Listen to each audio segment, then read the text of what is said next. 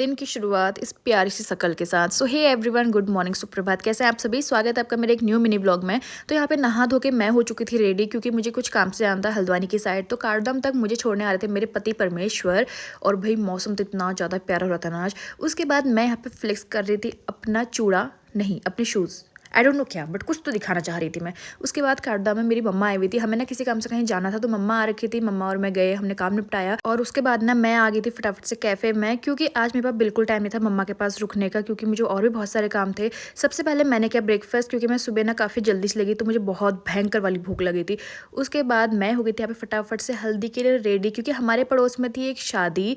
सो वो हमारे नेबर भी है और काफ़ी अच्छे फ्रेंड भी है अंकित के। तो वहाँ पे ना हल्दी के लिए मैं हो गई थी यहाँ पे अच्छा सा सुंदर सा रेडी। और आज पहली बार मुझे ऐसा लग रहा था कि मेरा माथा इतना बड़ा लग रहा था, क्योंकि मैंने बहुत बड़ी बिंदी लगाई थी। मैं वैसे यूजुअली इतनी बड़ी बिंदी लगाती नहीं हूँ। तो यहाँ पे भाभी भी आ गई थी विद अपने प्रोडक्ट के साथ, और इसकी हरकतें देखो। उसके बाद ना यहाँ पे जस्ट हल्दी स्टार्ट ही हो रखी थी और यहाँ पे चल रहा था खूब प्यारा प्यारा सा डांस, वो हमने एंजॉय किया।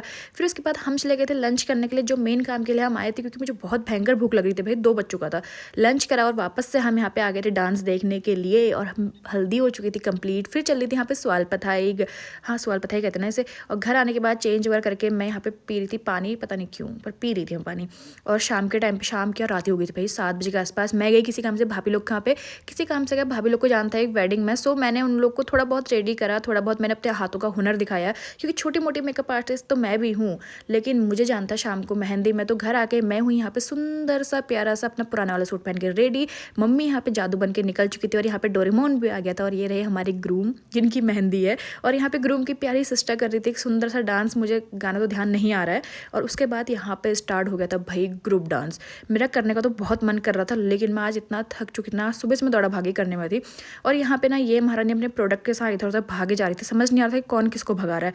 और उसके बाद ना अभी यहाँ पे हम लोगों ने खूब सारा डांस इंजॉय करा, और हमने कुछ फोटोज़ वगैरह क्लिक। और जैसा कि मैंने बताया कि मुझे हर चीज़ की चुल रहती है, तो यहाँ पे ना फिर मुझे पता चला कि छोटी मोटी मेकअप आर्टिस्ट और मेहंदी आर्टिस्ट तो मैं भी हूँ। तो मुझे अपना हुनर दिखाने का मौका मिला यहाँ पे कुछ आंटियों के हाथ में।